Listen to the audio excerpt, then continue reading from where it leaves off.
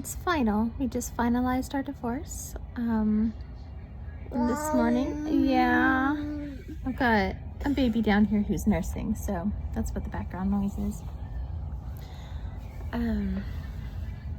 Finalized our divorce this morning, and on the way back home, I took a little detour before I had to pick the kids up again and drove out through the wind turbines, which is one of my favorite places in the world to drive through them. It's one of my happy places where I go when I just need to talk to God, when I need to just connect to the magnificence and the power and the magic that's in the world. So I drove out there and shut off the van and spent some time sitting there with the wind turbines, just listening to my heart and touching base with who I am and who I think God is calling me to be and what this all means. And there were some really interesting thoughts that I had that I'm gonna try to do my best to share here and bring up again. I know it's not going to be quite as good, right? You try to capture a thought a second time and it's never quite as good as the first time you kicked me. It's never quite as good as the first time you try to capture it, but we'll see how we do. So I was thinking about forgiveness and moving on and healing. And the way it worked is started off thinking about, and we know that this channel deals with recovering and retaking your power after narcissistic abuse. And one of the things I was thinking about is that it's not, we can identify narcissistic abuse and narcissistic relationships, but it's not necessarily our job to try to say whether the person we're in a relationship with has narcissistic personality disorder or not, or just has strong narcissistic tendencies. And also, I was thinking about the dynamic where sometimes you can have a person who shows up one way in one relationship and another way in another. And Maria, are you okay? Your knee, did you bump your knee? Does it need kisses? Your toe, you bump your toe. Oh baby, right there. That's your knee. You bumped your knee? Okay, do you need to nurse some more? All right, come here.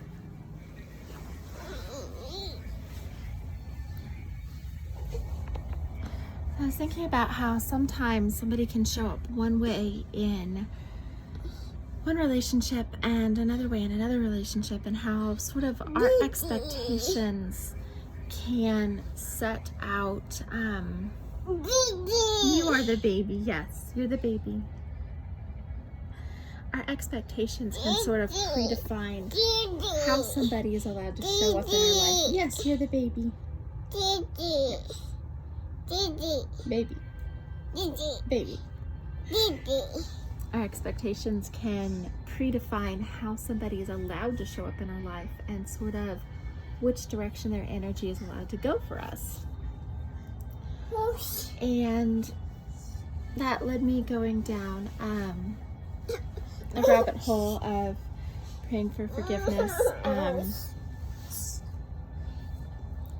for him and for myself as well.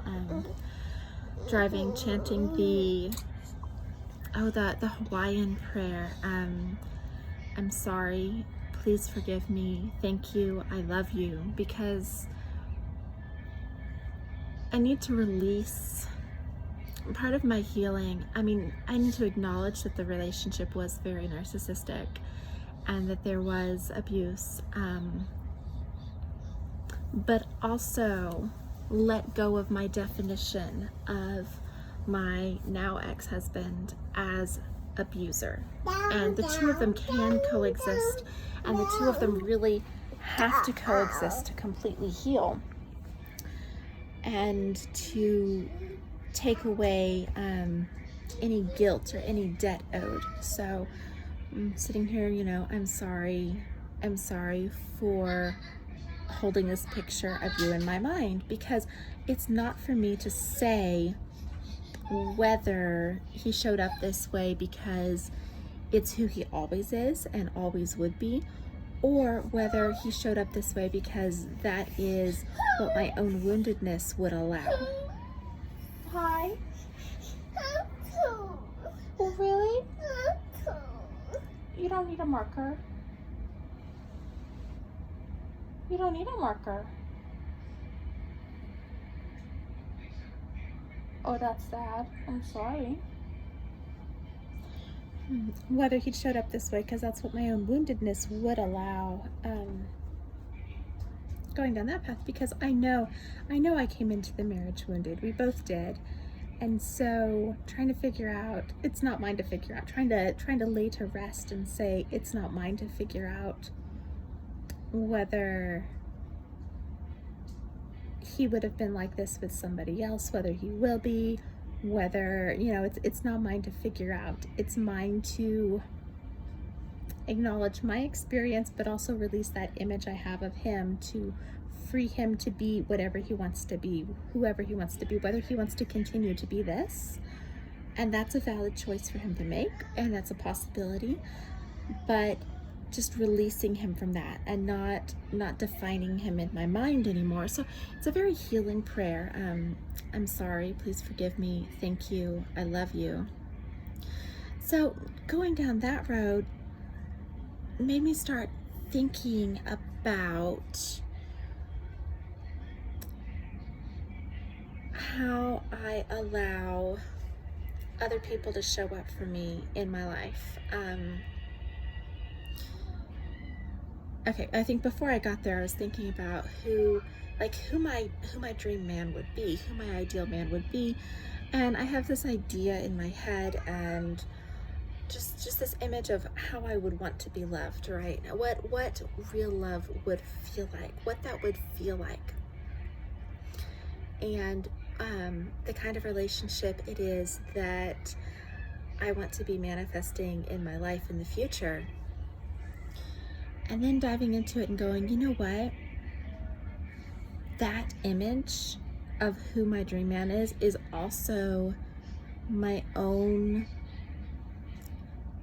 healed masculine. And I need to provide that for myself first. I need to be my own dream man in order for that relationship to ever work. I need to be that and let my own masculine support my own feminine in such a way that I am complete and I am whole, and I can provide everything that I am wanting, the stability, the curiosity, the humility, the strength, all of that. The reason I'm so attracted to that is the fullest expression of my own masculine that my feminine craves. So I'm driving through the wind turbines, just having all these thoughts, thinking about all this. And then God took it a step further. And he invited me to see that is who he wants to be. Because right now, I'm trying to approach the singlehood from the position that, well, ultimately, God is my spouse. God is my husband. That is who I am married to. And any human relationship is just a supplement to that, right? So I'm laying there, driving through the wind turbines, trying to think about that.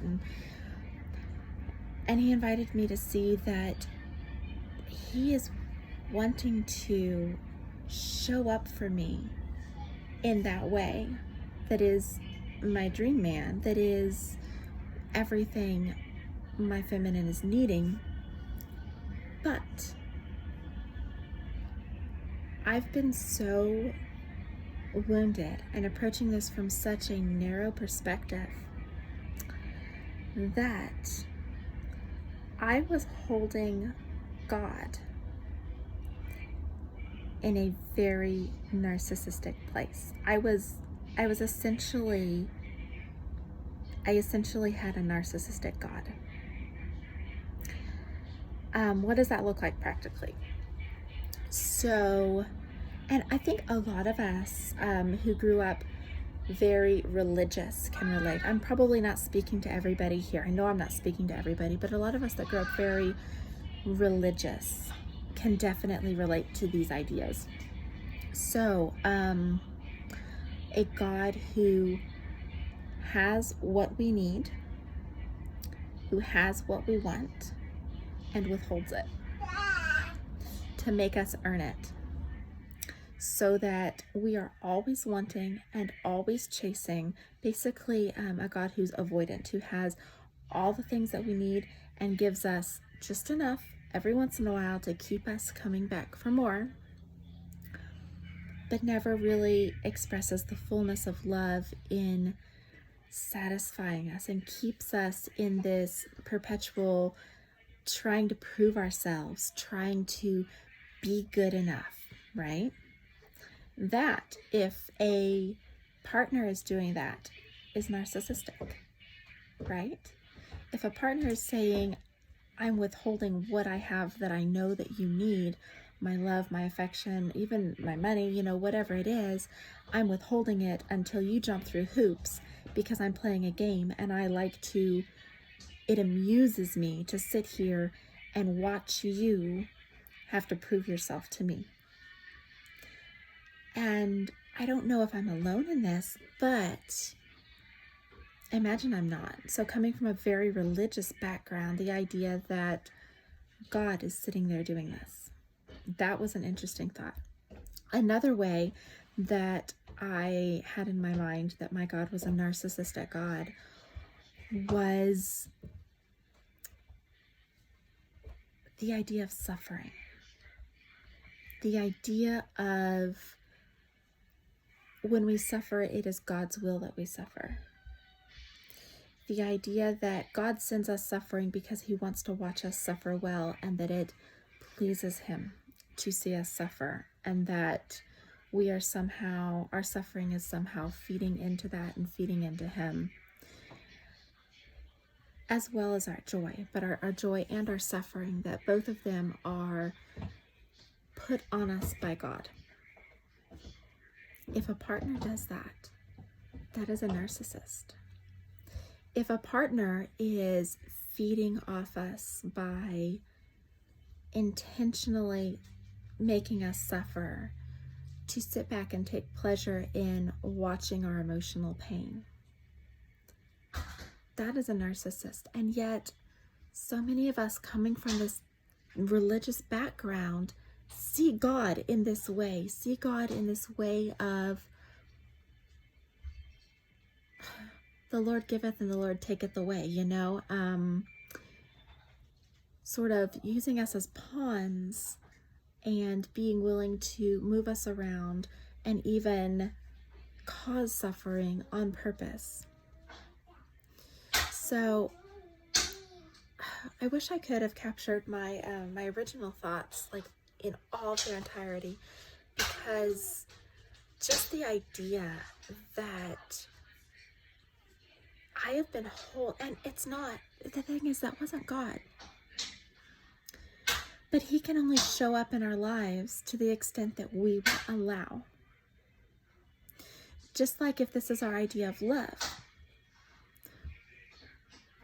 we cannot accept, if we have a brokenness that can only accept narcissistic love, one of two things is going to happen. Either we are going to attract somebody with a true narcissistic personality disorder who is this way in everything, or we are going to attract somebody who is kind of weak in who they are and who he is, and will show up different ways without that strength of character and knowing who he is, will show up in different ways for different women and for different people, depending on how she allows in. But the thing is, we will not attract a good, strong, steady, healed masculine as long as we are in this place of expecting this level of love. And a lot of it comes from our idea of God. It comes from our idea of what masculine love is, because this religious background, at least in my case, has shaped this idea that God is a narcissistic God. And that is what I have been looking for and expecting, these different power dynamics, without even realizing it until this drive home. So yeah, like it's not my place to say whether my ex, was truly NPD, whether he truly had NPD, or whether this is just the way he showed up in this relationship, because that was my predefined. But either way, whether it's outside of him, because either way, I was expecting it, and that's what I got. It doesn't matter. It's not about him. It's not about him. And Mommy. Hi. Mommy. And it all starts with how I've been viewing God, how I've been viewing my relationship with my source, my Father, my Creator, the universe, however you want to put it. But this idea that we have to fight in order to get what is ours, whereas in a healthy dynamic, what is a healthy masculine man going to do? So that's what I want to lead into next, is if God were a healthy masculine man, if I let him show up in my life like that, which, that is healthy energy. What? Mommy. I see that. Mommy. I see. So what would that look like? What would that be? A healthy masculine man is going to delight in his woman's joy, right? He's going to just delight in her joy, and he's going to delight in her creativity. And he's going to provide what she needs in order to express herself to the fullest of who she is. And it's not completely selfless, because he will be delighting in that expression. He will be basking in the fullest expression of her creativity and her femininity and her dynamic energy and just who she is. And the opposite is true, is a healed feminine woman is going to be delighting in the strength and the provision of her masculine man. So if I change that, instead of looking at human relationships, and apply it to a relationship with my Creator and my source, my God, what does that look like? Well, it changes everything. That would change everything. That would mean that instead of having a God who is sitting there saying, I'll give you what you need if you earn it, if I decide you're worthy of it, or after I have made you suffer enough for it, that would mean that he is sitting there ready to pour out and asking, craving even. Can we say that?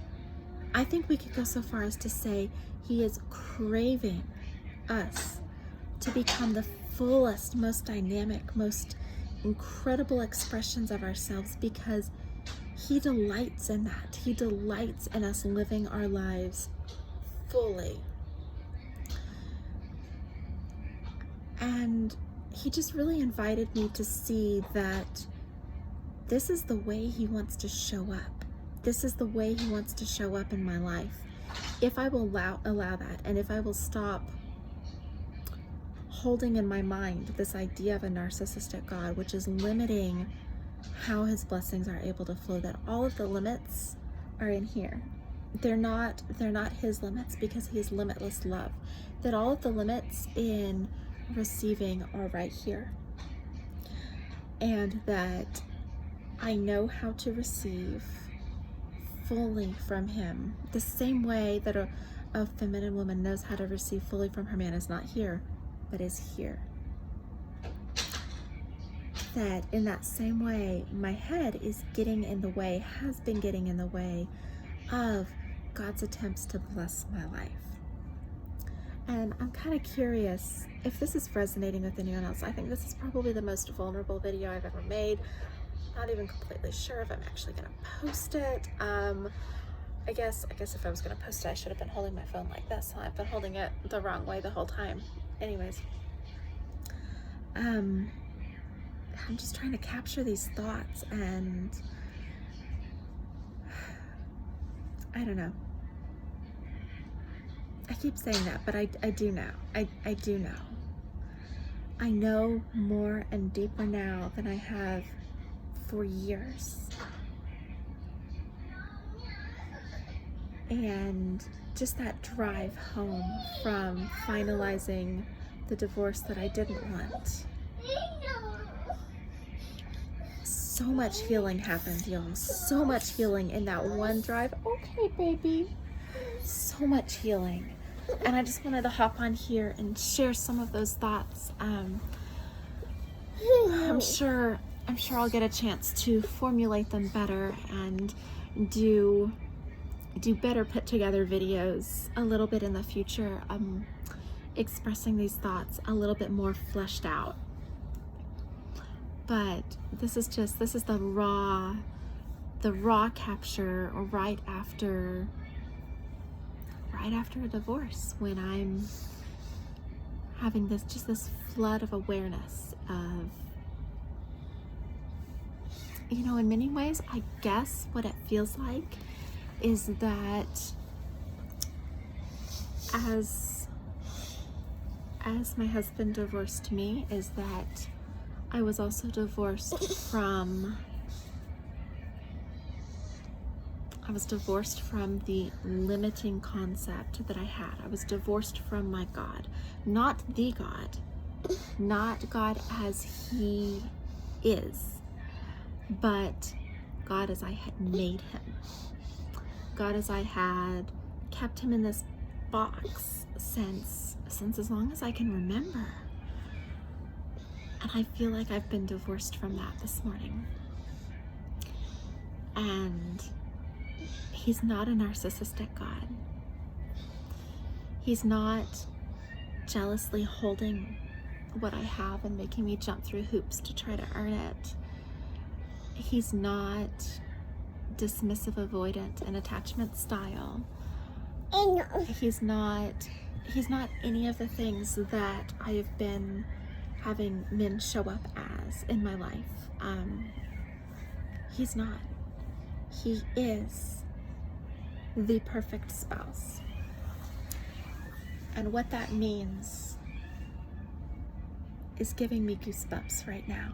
And I'm really excited to start this new leg of this journey and to keep sharing and keep healing and keep growing in this deeper understanding of a God who is love and cherishes our dynamic feminine nature and cherishes everything that we are and everything that we can be, and is wanting to help us in every way He can to step into, every way we will let Him, to step into the best version of ourselves, because He delights in it and because His joy is in our joy.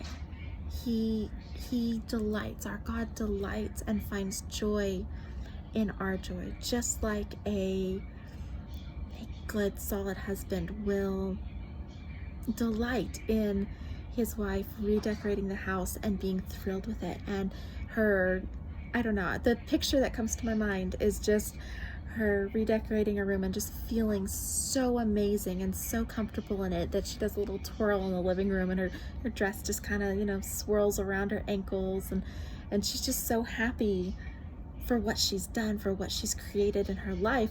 And I'm picturing this masculine man standing there, he's delighted, but not in how beautiful the living room is. He couldn't give 2 cents what the living room looks like. He is delighted in the sheer joy in her face. And translating that is God is wanting us to create beautiful, magical, amazing lives that make us twirl and squeal in joy and show him, look what I did.